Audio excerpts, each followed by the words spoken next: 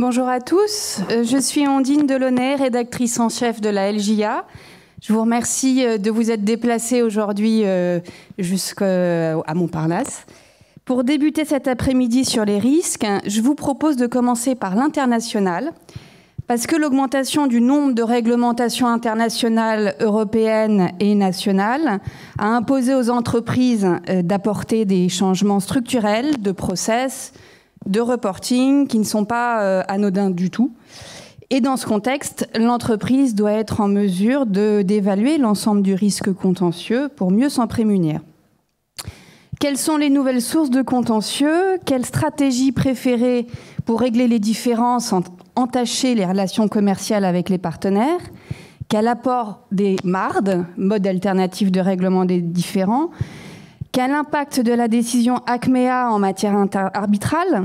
Quel bilan des nouvelles chambres de commerce internationales? C'est autant de questions qu'on va aborder avec ce panel d'intervenants que je remercie d'abord d'être présents, bien sûr, et que je vais rapidement vous présenter.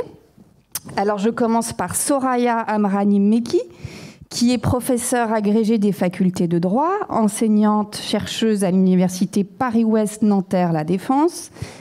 Elle a réussi l'agrégation de droit privé et de sciences criminelles en 2003 et s'est par la suite spécialisée en procédure civile, domaine dans lequel elle présente de nombreuses publications. Elle est vice-présidente de la Commission nationale consultative des droits de l'homme depuis 2015 et participe à de nombreux conseils scientifiques, groupes d'experts et laboratoires de recherche. Et elle est notamment membre de la commission médiation du Club des juristes, au sein duquel elle a participé à un rapport intitulé « Médiation et entreprise ». À votre gauche, Soraya, Charlotte Gossel, qui est docteure en droit privé, ancienne avocate au barreau de Paris. Elle a rejoint le groupe Veolia en 2010 et en dirige le département contentieux et arbitrage de la direction juridique depuis juillet 2017. Carl Hennessy est Senior Vice President and Head of Litigation, Investigation and Regulatory Affairs du groupe Airbus. Il y dirige les activités mondiales du groupe dans ces domaines. Outre ses fonctions de direction au sein d'Airbus, donc, il est président du conseil d'administration du tribunal d'arbitrage international au sein de la Chambre internationale de commerce.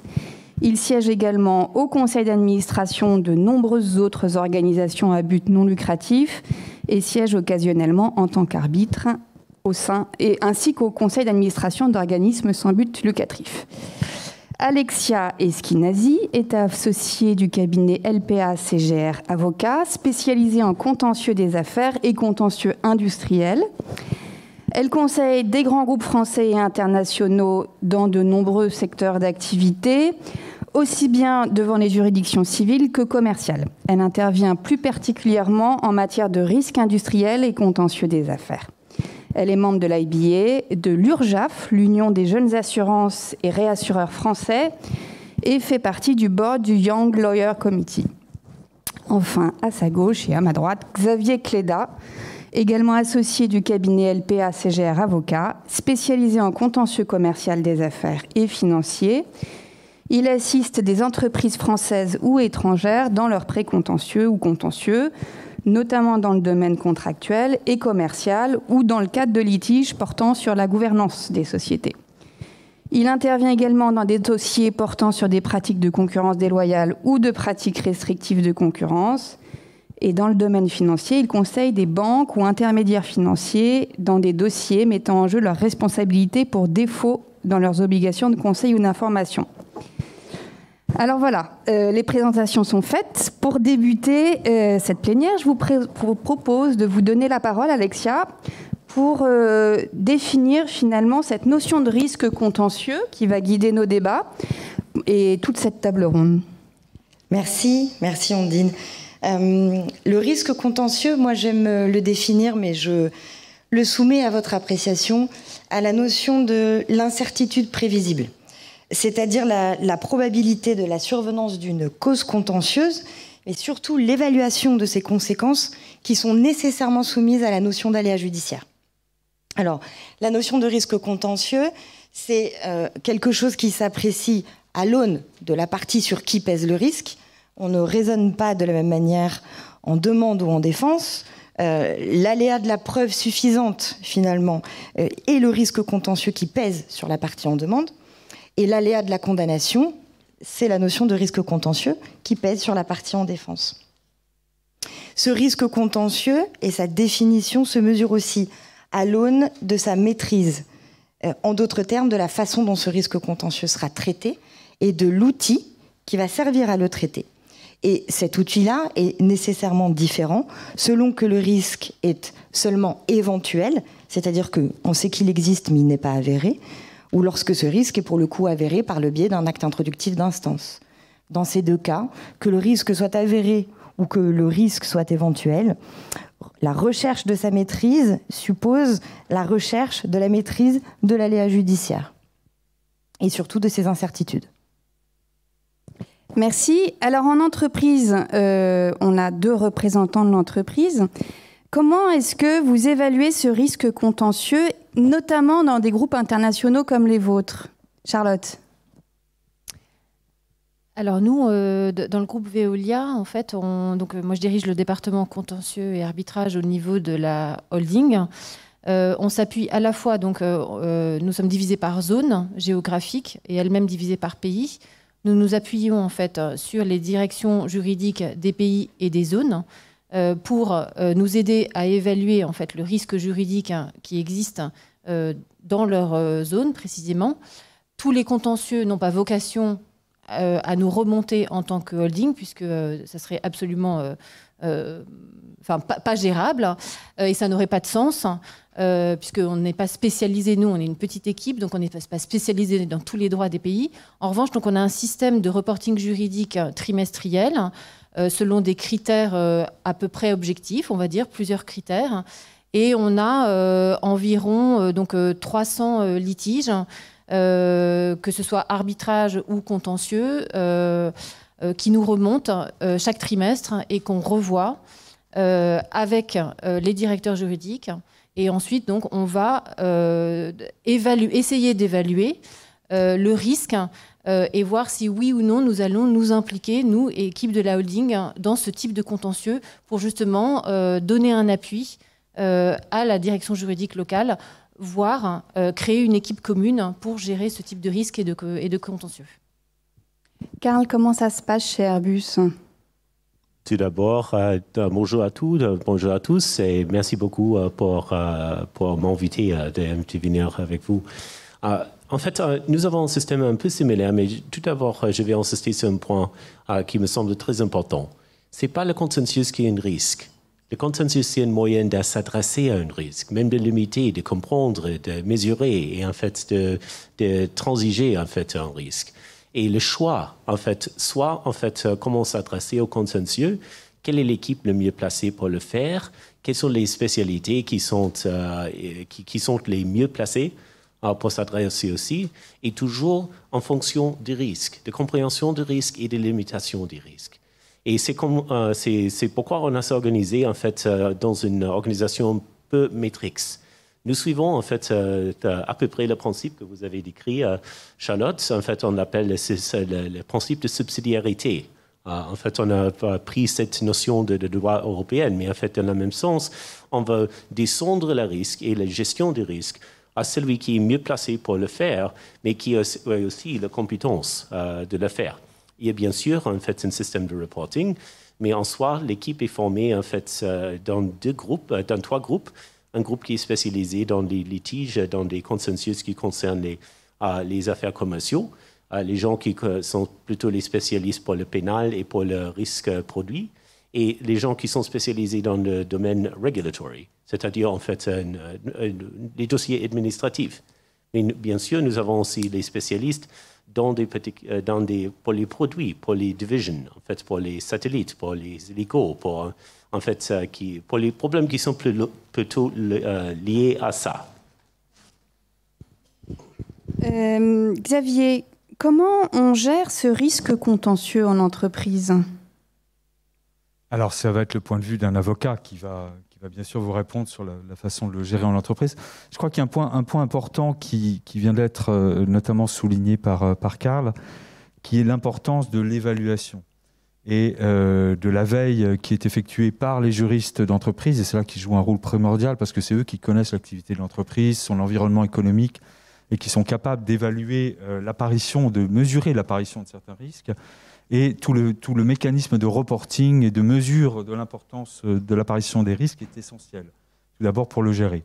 Puis après vient la question de la gestion ensuite, donc qui pose des problématiques d'organisation, bien sûr, dans des structures telles qu'Airbus, par exemple, ou telles que Veolia, et un certain nombre de questions lorsque le risque se concrétise pour le gérer.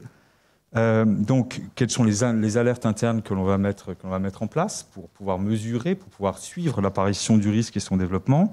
Les lobbying réglementaires notamment, que l'on peut également mettre en place pour pouvoir le gérer d'un point de vue réglementaire. Et puis ensuite, la question qui se pose, c'est comment va-t-on faire pour que ce risque apparaisse dans un environnement que l'on maîtrise? C'est-à-dire, en d'autres termes, comment on fait pour maîtriser le terrain de jeu?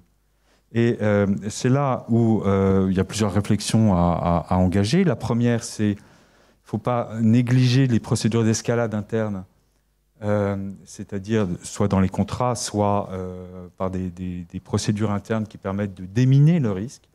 Donc c'est lorsqu'on est en relation avec des clients, un bon service de clientèle, un service de médiation à l'usage de la clientèle, ou dans des grands contrats, des procédures d'escalade qui permettent d'éliminer un grand nombre de risques. Et puis ensuite, les réponses contractuelles classiques dans les CGV ou dans les contrats. Et là, on se pose la question très classique, droit applicable et juridiction applicable, enfin choix de la juridiction ou du mode de règlement des litiges. Donc, on pourrait disserter pendant des heures sur cette question. Choix du droit applicable, il y a plusieurs questions à se poser. Je dirais que le meilleur droit, c'est celui qu'on connaît. C'est celui qu'on est capable d'anticiper. Mais ce n'est pas si simple, parce qu'il y a des faux amis. On peut se dire, par exemple, que le droit italien, bon, finalement, c'est issu d'un droit classique latin, c'est très proche du droit français. Et dans l'excitation d'une négociation, on se dit au dernier moment, allez, on lâche sur le droit italien. Le droit italien, sur certains points, peut être très différent du droit français. Donc il y a véritablement des faux amis. Et il y a un autre point qui est important, et c'est là où le juriste, je pense, est quelquefois au pied du mur. C'est qu'il a d'un côté des équipes de négociation qui le poussent à conclure le contrat, il faut aller vite, il faut terminer parce qu'il faut signer, et le juriste qui voit arriver un contrat dans un droit qui n'est pas forcément le droit qu'il connaît, et il faut avoir à un moment la possibilité de dire stop, j'appelle un avocat en droit italien par exemple pour avoir confirmation que telle ou telle clause est valable. Donc ça, c'est une première façon de gérer, c'est le choix du droit applicable avec les différentes questions que l'on doit se poser lorsque on réfléchit à ce point. C'est quelles sont les règles d'ordre public qui peuvent venir interférer, quels sont par exemple les risques de dommages d'intérêt punitif, enfin ce type de questions. Je passe rapidement parce qu'on peut parler de cela pendant des heures. Après, sur le choix de la juridiction et la méthode de règlement du litige, là également il y a toute une réflexion à avoir, et j'ai envie de vous dire, c'est pour paraphraser le vieil adage, mais la meilleure juridiction, le meilleur juge, c'est celui qu'on connaît. Donc là encore, se pose la question de savoir si on choisit un juge étatique, si on choisit un tribunal arbitral. Il y a une question préalable quand même qui me paraît importante et intéressante, qui est: est-ce qu'on doit prévoir une phase de conciliation préalable, une phase de conciliation amiable, parce que c'est aussi une façon de déminer un litige, ou d'avoir rapidement une réponse lorsqu'apparaît un litige, plutôt que de devoir saisir la CCI d'une requête d'arbitrage avec le temps nécessaire et tout le travail nécessaire. Donc en fonction des situations, il peut y avoir un véritable intérêt à se poser la question: est-ce qu'on prévoit des procédures préalables dans un premier temps, puis ensuite effectivement examiner et quid du choix d'une juridiction étatique ou d'un tribunal arbitral. Justement, ces MARD, conciliation, arbitrage, médiation, quelle est leur place dans les litiges internationaux? On en parle beaucoup au niveau interne, forcément. Dans les litiges internationaux, est-ce qu'ils sont aussi utiles que dans ces litiges internes? Soraya? J'ai envie de dire une place centrale, une place de premier choix. Alors, on en parle beaucoup dans les litiges internes, mais il faut savoir qu'on en parle beaucoup parce qu'on ne l'utilise pas assez. Et que toute la réflexion et toute l'évolution des textes va pour rendre obligatoire ce recours au mode amiable. Dans les litiges internationaux et surtout dans les litiges commerciaux internationaux, la réflexion est complètement différente. La place est centrale, pourquoi? Merci Alexia d'avoir présenté les risques, avec cette dichotomie, un risque d'apparition d'un litige, et une fois que le litige est là, le risque du traitement de cette matière litigieuse. Et dans les deux cas, les modes amiables ont toute leur place. Avant l'apparition du litige, on est dans l'anticipation contractuelle. Et là, il y a deux choses. Il y a évidemment, qu'est-ce que je fais dans ma rédaction contractuelle? Quelles sont les clauses que je peux insérer? Est-ce que je mets une clause de médiation? Et le plus souvent, ce qu'on voit apparaître, c'est des clauses de med-arb.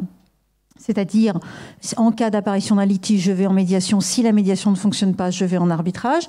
Mais comme c'est de la liberté contractuelle, j'ai envie de dire aux juristes, amusez-vous, imaginez.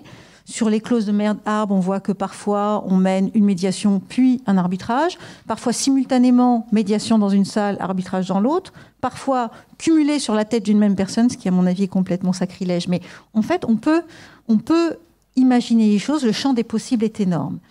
À part cette anticipation contractuelle, on a aussi, avant la naissance d'un litige, la possibilité de recourir, non pas, et là je voudrais insister un petit peu, au mode amiable de résolution des différends, mais aux outils amiables.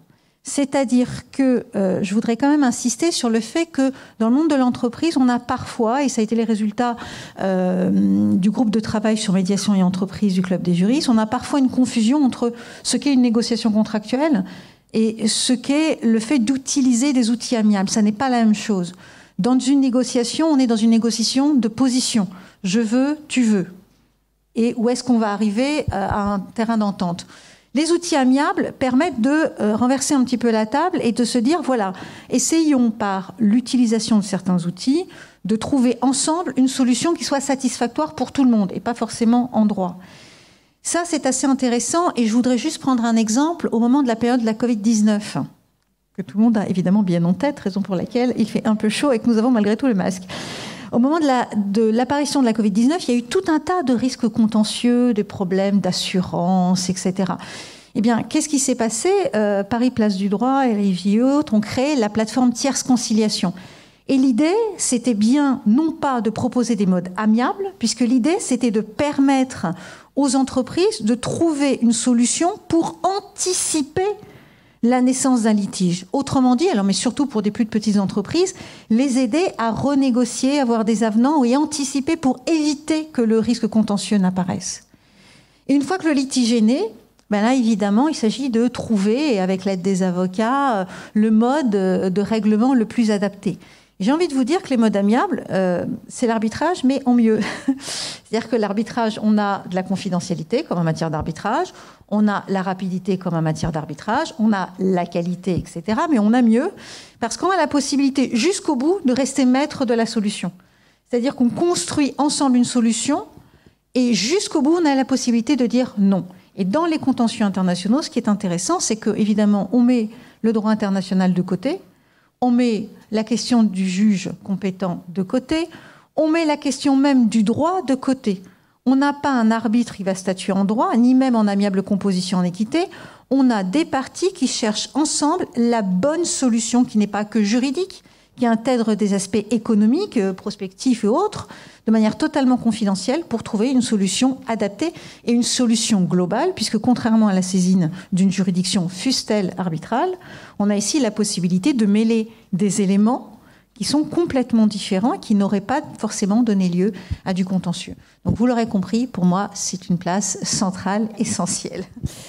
Parfait. Et pour vous, Charlotte, comment vous considérez ces modes alternatifs? Est-ce que vous les considérez comme des substituts au contentieux ou finalement comme de la prévention des risques?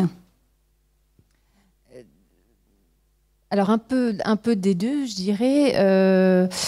C'est clair que nous, c'est une solution alternative effectivement à une situation contentieuse ou même arbitrale une solution amiable en fait peut être trouvée, bien évidemment, on y est favorable. Je vous rejoins tout à fait sur l'aspect prévention en fait au moment de la rédaction du contrat et créativité. C'est clair que autant se faire plaisir dans ces cas-là. Après, pour moi, il y a toujours un temps par rapport à cette résolution amiable.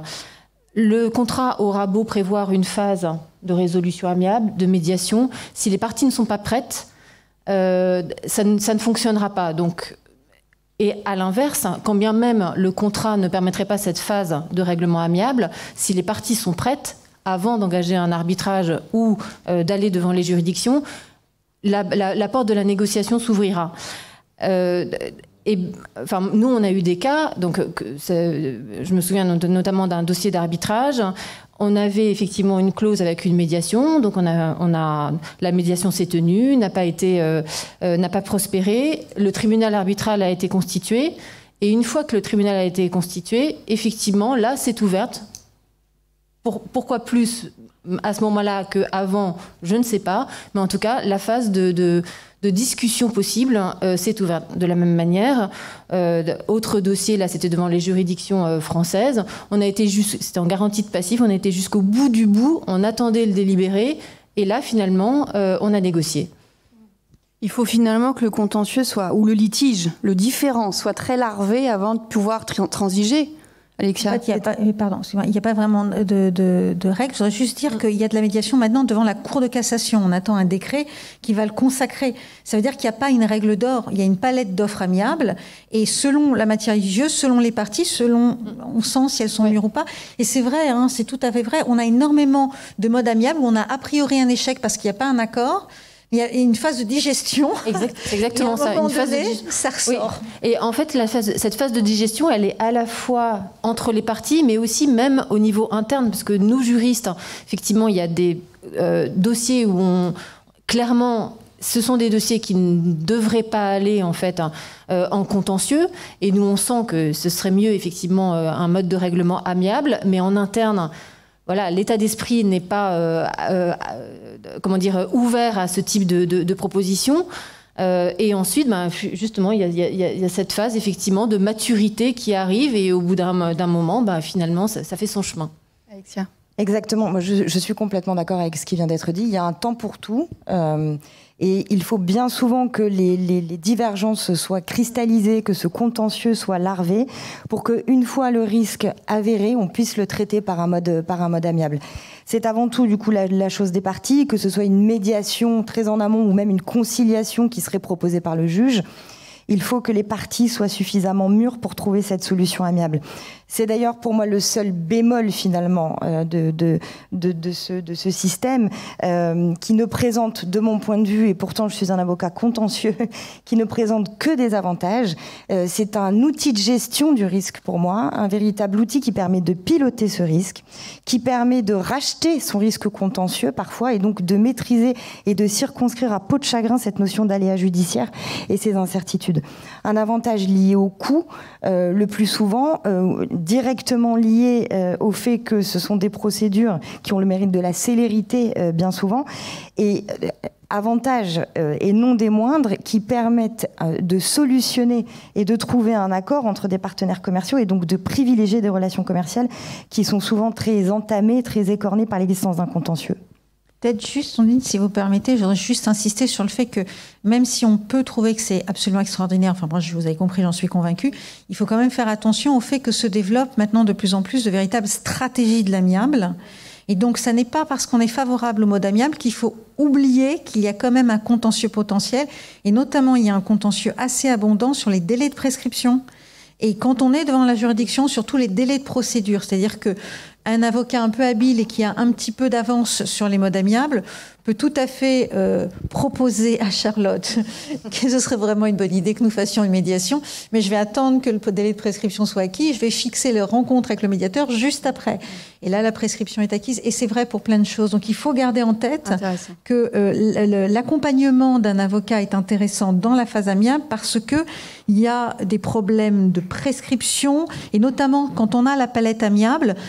Dans les litiges internationaux, on fait beaucoup de processus collaboratifs, ça devient de plus en plus en droit des affaires.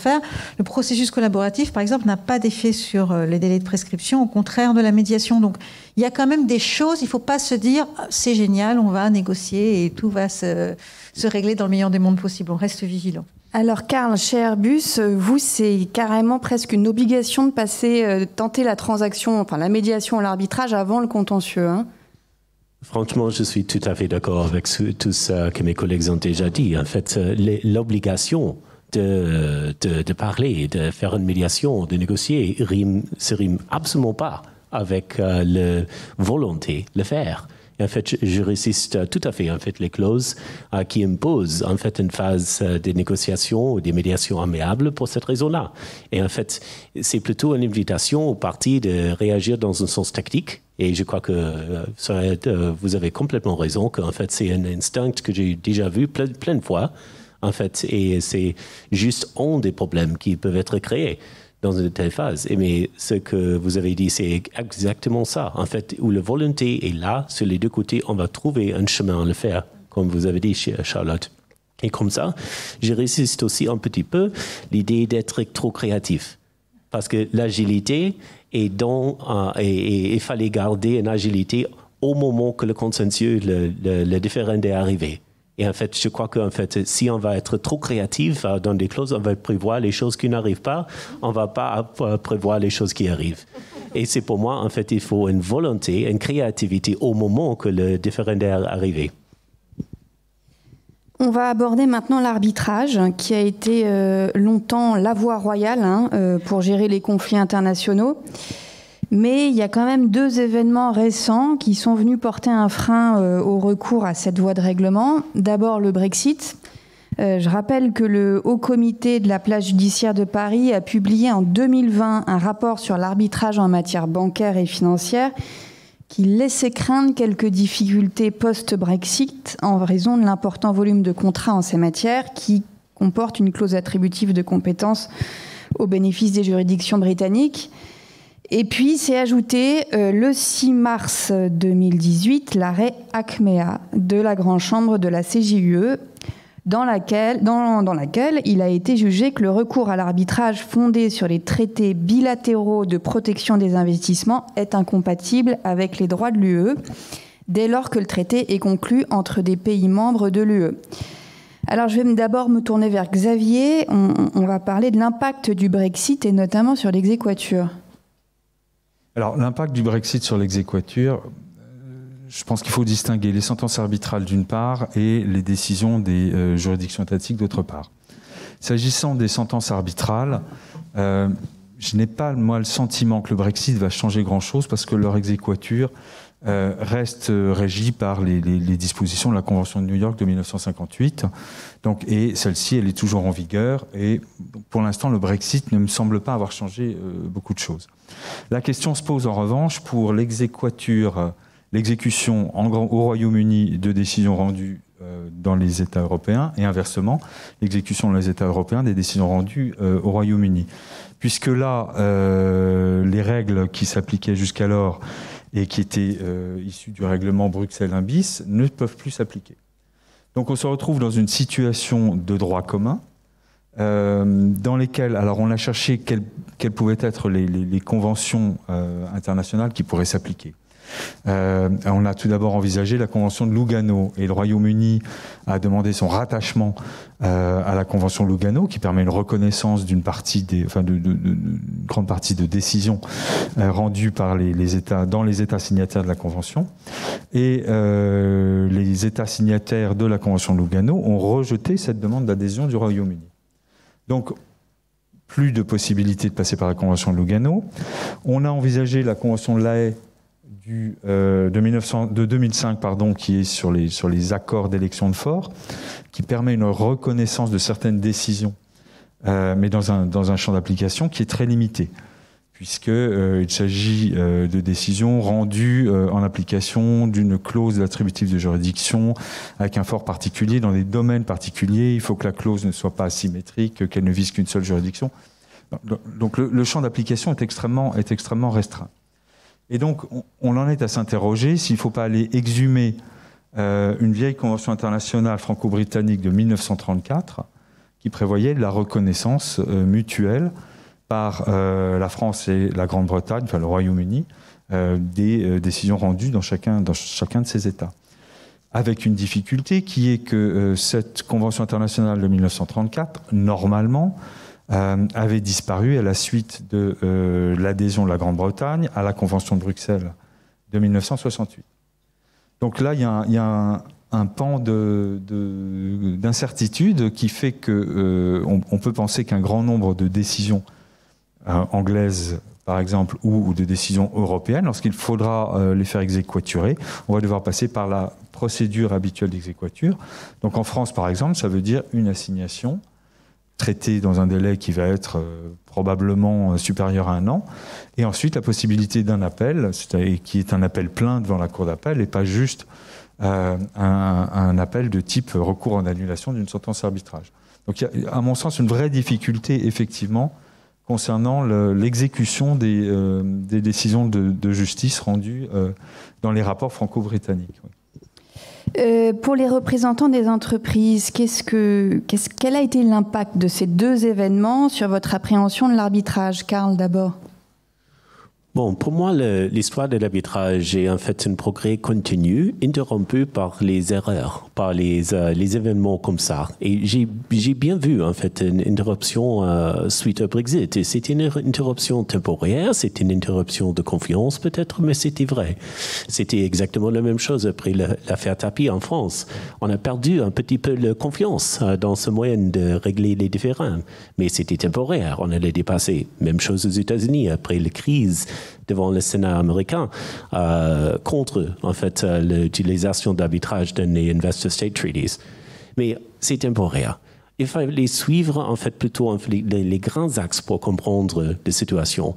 Et pour moi, l'événement le plus remarquable était les résultats de Queen Mary Study en fait l'année dernière, où on a vu les remontes fortes des institutions asiatiques en fait par rapport les institutions occidentaux. Le CCI reste encore le numéro 1 mondial, mais avec une marge très très petite. Et ça, pour moi, c'est beaucoup plus important de suivre les tendances économiques que en fait, les interruptions temporaires. Charlotte, vous, il y a 5 à 10% des dossiers qui sont réglés par arbitrage international chez vous. Oui, nous, en fait, la proportion n'est pas très importante. Le trait commun, c'est que souvent les sommes en jeu sont pour le coup très conséquentes. Et pour rebondir sur ce que vous disiez à propos de l'arrêt Achmea, effectivement, nous très concrètement, on a 2 dossiers actuels qui sont directement concernés. Pour l'instant, effectivement, les procédures sont en cours.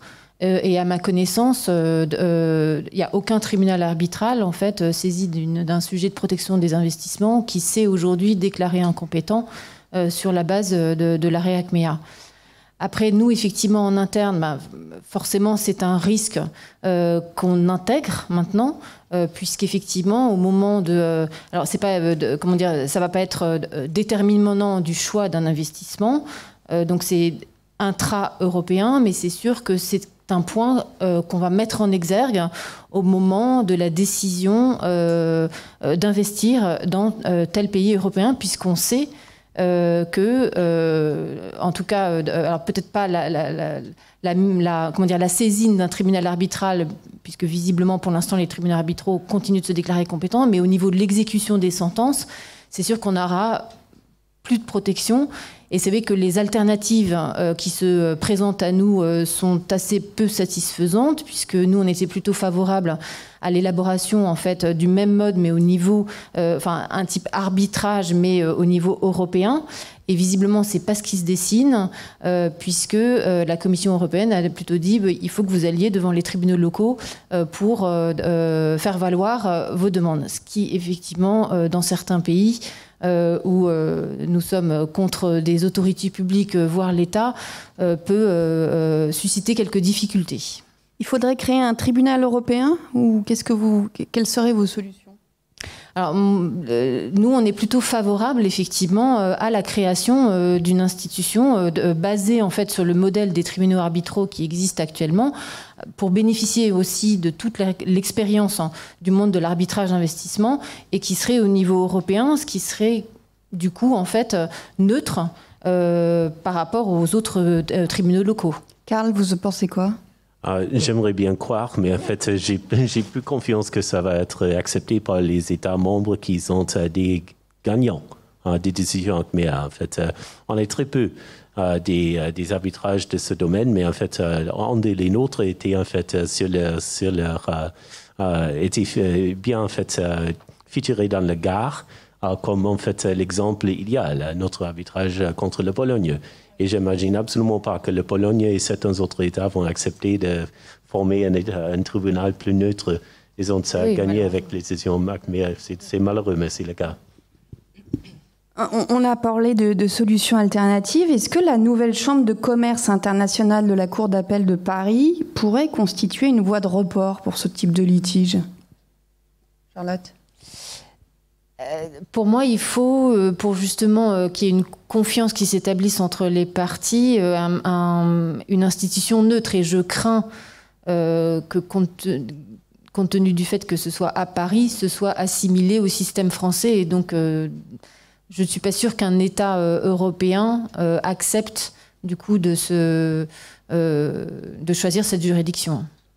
Xavier, vous pouvez nous faire un petit bilan de ces chambres de commerce internationales de la Cour d'appel de Paris? Oui, alors brièvement, mais peut-être Soraya Macrani voudra-t-elle compléter. Sur ce point, quand on regarde un petit peu les statistiques publiées par la Cour d'appel de Paris, on voit qu'elle a été en charge en juin 2021, elle avait 194 affaires au rôle. Sur ces 194 affaires, on voit qu'il y avait 79 recours qui étaient des recours contre des sentences arbitrales internationales. Et sur 108 arrêts rendus, 24 ont été rendus sur des questions de compétences, 34 sur des sentences d'arbitrage internationales, 7 sur des sentences d'arbitrage interne, 43 sur des conflits de fonds. Moi, j'ai l'impression que pour l'instant, la Chambre internationale de la Cour d'appel de Paris, elle a récupéré un certain nombre de dossiers et d'affaires qui étaient de la compétence de la première chambre de la Cour d'appel de Paris, notamment dans le domaine international et tous les recours formés en matière d'arbitrage. J'ai pas l'impression qu'elle constitue ou qu'elle ait créé en quelque sorte un nouveau fonds de commerce et qu'elle constitue une alternative à notamment les juridictions britanniques qui pouvaient être saisies préalablement au Brexit ou auxquelles les contrats faisaient référence dans les clauses attributives de juridiction, ni qu'elles viennent effectivement suppléer les doutes que l'on a à la suite de l'arrêt Achmea. Donc c'est effectivement une bonne initiative que d'avoir ces chambres internationales à la Cour d'appel ou au tribunal de commerce de Paris ou de Nanterre, bien sûr.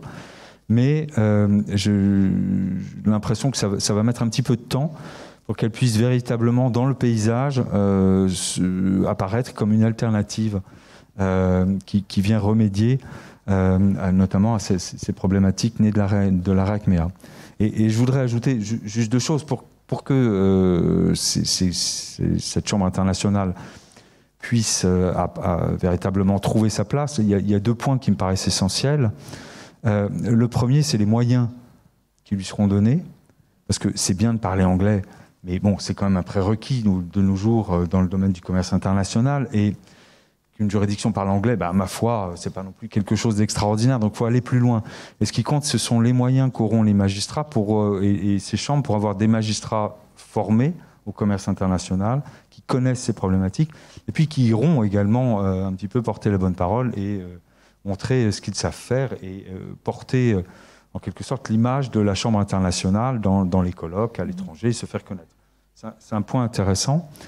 Et puis le deuxième point, c'est qu'on avait beaucoup, notamment dans les contrats financiers, de clauses attributives de juridiction en faveur des juridictions anglaises, parce qu'à Londres, il y a une pratique bancaire, financière importante, et des juridictions qui traitent ces questions depuis des années et des années, avec une grande stabilité, des magistrats qui sont toujours les mêmes. Donc en fait, il y a une prévisibilité pour les établissements financiers, une prévisibilité du résultat des litiges qu'ils porteront devant ces juridictions, que nous n'avons pas pour l'instant encore à Paris. Et pour l'instant, je n'ai pas l'impression que la Chambre internationale, la Cour d'appel de Paris, donne cette garantie de prévisibilité et de connaissance très fine des pratiques de place que peuvent avoir les juridictions britanniques. Karl. Je suis plus ou moins d'accord, mais en fait, je vais faire le sommaire avec une petite blague. En fait, je crois que c'est plutôt une solution en recherche d'un problème. En fait, et je suis tout à fait d'accord avec Xavier que l'avantage des cours anglais vient par sur le fait qu'ils parlent anglais, c'est le common law. En fait, c'est la prévisibilité. Et en fait, je me permets encore plus l'observation un peu dangereux qu'en fait, le droit civil a envie d'être comme le droit commun et le droit commun en fait a envie d'être comme le droit civil. Mais franchement, en fait, ça explique beaucoup pourquoi et ainsi les formations des tribunaux internationaux à Francfort, à Amsterdam et à Paris aussi. Ouais. Soraya. Je vais apporter peut-être un regard un peu différent. Je mets ma casquette d'ancien membre du Conseil supérieur de la magistrature pour dire que c'est quand même une révolution en France. Hein. Et c'est pas anodin. Hein. Je ne veux pas vous renvoyer à l'ordonnance de Villers-Cotterêts, mais qu'on puisse parler anglais dans des juridictions françaises, c'est déjà en soi une révolution. Ensuite, c'est quand même assez extraordinaire parce que ce qu'on a voulu, comme Paris, place de l'arbitrage, on a voulu faire attirer du contentieux devant ces chambres. Et les juridictions se sont quand même donné des moyens extrêmement importants. Alors, je suis d'accord avec Xavier, c'est le début. D'abord, ils viennent de faire paraître leur guide de procédure. Donc, ils se sont dit quoi? Ils se sont dit, il faut en matière de prévisibilité qu'on connaisse les juges. Ils ne sont pas très nombreux. Et ce sont des juges qui ont pignon sur rue. François Ancel, le président, est connu. Il a été à la chancellerie. Il est extrêmement compétent, très spécialisé en arbitrage. Donc, c'est quelqu'un de connu, de reconnu, qui est censé rassurer. Ensuite, ils se sont dit, bon, il faut pouvoir parler anglais, comme ça les gens seront comme un poisson dans l'eau. Après, pour la procédure, ils se sont dit, bon, peut-être que les règles de procédure françaises sont un petit peu trop strictes, et ce guide de procédure, c'est quand même une magnifique opportunité, parce que c'est vraiment un mélange de procédures beaucoup plus souples, avec beaucoup de contractualisation et des possibilités de cross-examination, etc. Et donc, ils se sont dit que les gens allaient s'y retrouver. Maintenant, évidemment, c'est le démarrage. Donc, que se passe-t-il? On a des avocats français qui ne retrouvent pas leur bébé, des avocats étrangers qui se disent « ça n'est pas assez, on n'est pas allé assez loin ». Donc, forcément, ça crée un peu de suspicion. Alors, moi, j'estime que le droit continental, il est construit sur le principe de sécurité juridique, mais évidemment, ce qui va attirer, c'est la prévisibilité des solutions. Or, comme ça vient de commencer, on n'a pas encore de solution. Mais je dis longue vie à la Chambre de commerce internationale et on espère que dans quelques années, les contentieux, la jurisprudence qui aura été créée sera de nature à rassurer les opérateurs économiques. Parfait. Après avoir parlé de ces nouvelles voies de règlement des litiges, on va aussi parler des nouveaux types de litiges internationaux. Et alors là, je me tourne vers Alexia. Qu'est-ce que vous voyez apparaître comme type de litige dans vos dossiers ? Alors, nouveau type de litige, oui. Influence anglo-saxonne assez forte sur notre système judiciaire français. Nouveau litige qui pullule. On a deux exemples surtout qui me viennent en tête de cette influence anglo-saxonne que je partage avec vous, qui est la notion de justice négociée. On avait déjà la CRCP, on a maintenant la CJIP. Justice négociée avec ses limites, parce que je trouve qu'à chaque fois qu'on essaye de transposer un système anglo-saxon à notre système national, on ne va jamais jusqu'au bout. Et on se souvient notamment de l'affaire Bolloré qui a fait couler beaucoup d'encre, où malgré justement cette justice négociée, les magistrats ont repris leur pouvoir et finalement d'une justice négociée hors prétoire, on se retrouve avec une justice imposée, des magistrats qui refusent d'homologuer, considérant que les peines étaient insuffisantes. Donc limite de cette transposition de justice négociée. Et puis la class action qu'on a voulu importer en France, qui est la notion d'action de groupe. Et là, je vais avoir une opinion assez claire et tranchée. Pour moi, la class action, l'action de groupe, c'est un flop en droit français. Pourquoi c'est un flop ? Soraya, peut-être que vous voulez... Oui, je crois. J'ai beaucoup écrit sur l'action de groupe. L'action de groupe, effectivement, on a pris comme modèle la class action américaine. On a voulu faire une class action à la française en construisant un modèle qui, dès le départ, était complètement vicié. C'est-à-dire qu'on n'a pas voulu en faire comme au Québec un véhicule procédural universel, c'est-à-dire une autre forme de procédure et tout le monde peut y aller. On a voulu créer une procédure pour différents types de contentieux. Et donc selon la matière contentieuse, la procédure n'est pas la même. On a voulu rassurer en disant les avocats ne pourront pas y aller, il faudra des personnes représentatives. On a voulu mettre tellement de garanties que, objectivement, c'est une usine à gaz. En matière environnementale, on n'en a aucune. En matière de discrimination en droit du travail, il y en a eu 2, je crois, intentés par la CGT, mais les juridictions du fond, pour l'instant, ont dit quelque chose d'assez incroyable, je trouve, en tant que processualiste, qui était de dire que ça ne s'appliquait pas aux discriminations antérieures à l'entrée en vigueur de la loi, alors que ce n'est qu'une loi de procédure. Bon, ça permettra d'en discuter. Et donc, tel que c'est fait aujourd'hui, ça ne peut pas fonctionner. Et donc, les avocats, les cabinets qui lancent des actions aujourd'hui préfèrent faire, plutôt que des actions de groupe, des actions regroupées, c'est-à-dire échapper au modèle de l'action de groupe en potentiellement créant des sites internet pour récupérer des mandats et lancer des actions de groupe. Et puis, dernier élément, je ne veux pas prêcher pour ma paroisse, mais il se trouve que les personnes qui se lancent dans des actions de groupe, on l'a vu beaucoup en matière de téléphonie mobile par exemple, prennent des avocats spécialisés sur le fond du contentieux et pas sur la procédure, ce qui fait que toutes les actions de groupe qui ont commencé à se lancer ont en réalité à choper sur des questions procédurales, sur des rédactions d'assignation. Et en réalité, elles sont vite épuisées par le contentieux préalable de ce démarrage de procédure. Charlotte, vous, les actions de groupe, c'est quelque chose qui vous inquiète en France, hein ? Oui, en France. J'avoue, pour l'instant, j'ai du mal à concrétiser ce risque juridique. Donc, être inquiète, et puis finalement, en fait, ce que vous dites, Soraya, me rassure, parce que si ça reste je crois qu'il n'y a pas lieu de s'inquiéter. Un sujet procédural... pour le moment, il y a les règlements européens, on va avoir des réformes sur l'action de groupe, et ça va changer quand même. Voilà. Donc, je pense que c'est à court terme. Ce règlement européen est attendu. On va avoir des évolutions pour renforcer les actions représentatives. Le problème, c'est que le droit français n'a toujours pas compris la différence entre l'action collective et l'action de groupe. Et donc, en confondant totalement, parce qu'en créant une action de groupe en cessation des agissements illicites, pourquoi créer un groupe de personnes alors que je vais simplement cesser un agissement et ne pas obtenir des indemnisations pour chaque individu? Donc, c'est un non-sens. Il y a un problème de conception de la machine. Donc, entre action collective, action de groupe, action dans l'intérêt individuel, action dans l'intérêt collectif ou l'intérêt général, ça a mal été pensé. Karl, votre avis ? Je suis tout à fait d'accord et je veux juste ajouter le point qu'en fait, les États-Unis, en fait, qui sont en fait compris comme le leader mondial dans ce domaine, ils ont besoin de 60 ans pour arriver à le point qu'ils ont compris en fait cette différence-là. Karl, je vous laisse la parole pour parler de justice négociée. Donc, Alexia en a parlé au début. Qu'est-ce que vous en pensez de cette nouvelle voie de règlement ? Je suis forcément en fait obligé de défendre et de dire que en fait c'est un voie qui doit être disponible. En fait, je dois le dire pour 2 raisons. Parce que j'ai trouvé qu'en fait il y avait quelque chose qui était tout à fait mal compris.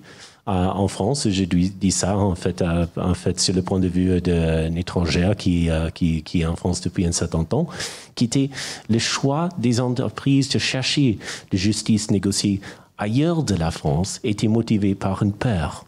Non, c'était motivé par une opportunité. Et maintenant, cette opportunité est disponible en France aussi. Je crois qu'on va voir une situation rebalancée sur le fait que la France reprenne, et je parle de l'État et pas des entreprises françaises qui ont toujours eu ce choix.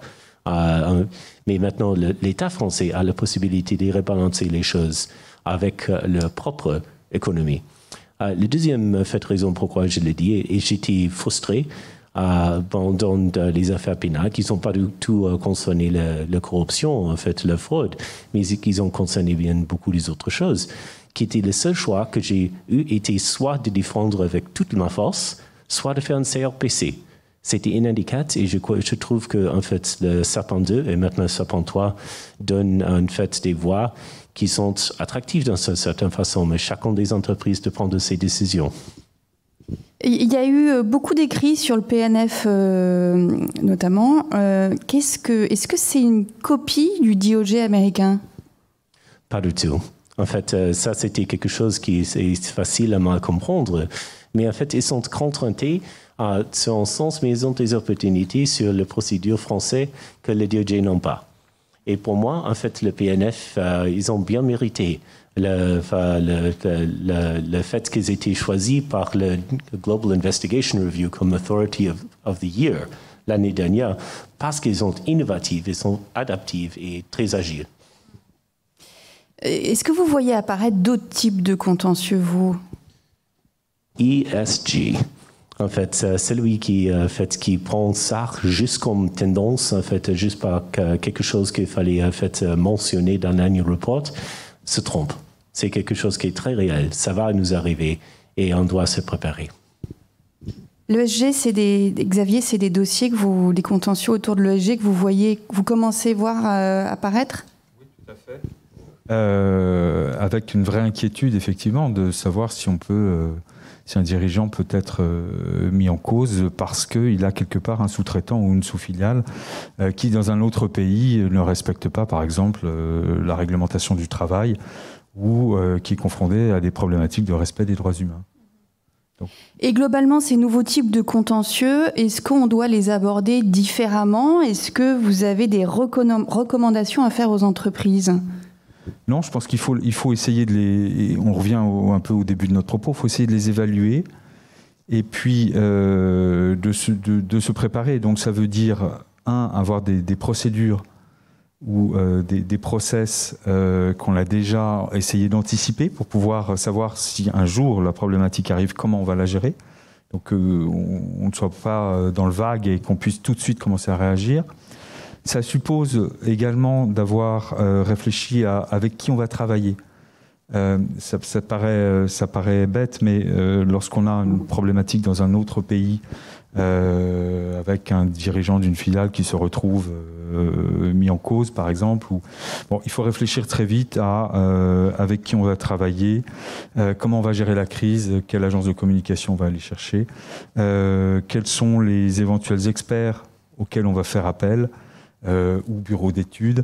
Enfin, donc il faut avoir réfléchi à ces procédures, à ces partenaires dont on va avoir besoin. Quel est le cabinet d'avocats qu'on va aller voir ou la liste de cabinets qu'on peut interroger. Puis un troisième point qui me paraît aussi important, c'est toutes les problématiques probatoires. Et ça, c'est essentiel dans un dossier, et notamment dans ce type de dossier. Il faut très rapidement sécuriser les pièces. Donc savoir ce que l'on a, savoir qu'est-ce que l'on peut utiliser, exploiter. Notamment, autrefois on avait des papiers, on avait des courriers. Maintenant ce sont des emails. Ces emails, ils sont périssables, ils peuvent disparaître. Il suffit que quelqu'un quitte l'entreprise, on écrase sa boîte mail et on n'a plus aucun historique sur un dossier. Donc il faut très vite avoir le réflexe de sécuriser les aspects probatoires, la documentation, sécuriser aussi les témoins. Puisqu'on peut être conduit, et de plus en plus maintenant également dans les chambres internationales, à faire intervenir des témoins, ce qui n'est pas un réflexe en droit français, mais l'est dans d'autres systèmes et en arbitrage. Et donc il faut très vite également se dire de qui on aura besoin, qui a connu les faits dont on va devoir parler, qui on fera témoigner et comment on va organiser tout ça. Donc je crois que la clé de cela, c'est véritablement l'anticipation. Et essayer de se placer à l'avance dans une situation de contentieux en se disant de quoi j'aurais besoin pour pouvoir conduire cette partie. Et il me semble que véritablement l'aspect probatoire est essentiel. Karl, chez Airbus, vous avez une équipe qui est chargée de sécuriser les preuves, les conserver? Tout à fait. En fait, c'est l'effet d'une expérience très longue et très c'est pas facile de faire ça toujours, mais du coup, en fait, nous avons une équipe spécialisée dans ce domaine qui est composée de juristes, par des enquêteurs, par les spécialistes d'intelligence artificielle, par les spécialistes dans le domaine de GDPR et en fait dans la sécurité, parce que forcément, il y a bien beaucoup de problèmes qui se posent hors juste l'accessibilité des preuves. Charlotte, chez vous, ça se passe comment ? Alors nous, effectivement, on est absolument très attentif en fait à tout ce qui est préservation des preuves. Nous, depuis 2018, en fait, on a un système de suppression automatique des mails qui ont plus de 6 mois d'ancienneté, sauf si vous estimez qu'il est pertinent. Et dans ces cas-là, vous pouvez mettre un libellé spécifique qui permettra de les garder au-delà des 6 mois. Alors effectivement, quand il y a un contentieux ou un précontentieux qui se profile, on a un système de hold notice. Alors, je vous rejoins tout à fait, Xavier. La clé, c'est l'anticipation, puisqu'il faut identifier les personnes qui sont potentiellement impliquées dans le contentieux, dans le dossier, sécuriser les données. Voilà, donc c'est tout un process effectivement qu'on met en place au niveau juridique pour conserver en fait toutes ces preuves. Parfait. Bah, écoutez, merci beaucoup.